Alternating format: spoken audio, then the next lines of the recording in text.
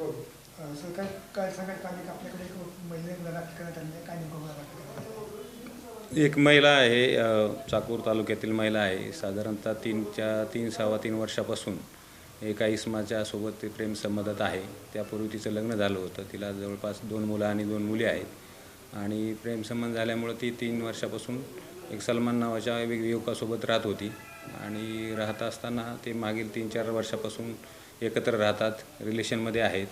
आणि रिलेशनमध्ये असताना तिने आमच्याकडे येऊन तक्रार दिली की तो माझ्यासोबत 3-4 वर्षापासून रिलेशन आहे.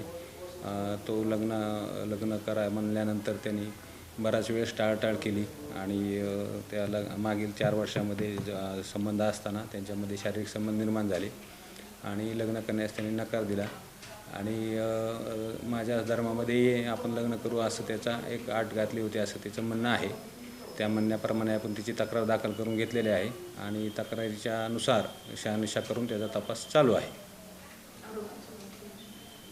आरोपीचा सध्या आरोपी फरार आहे, त्याचा शोध चालू आहे.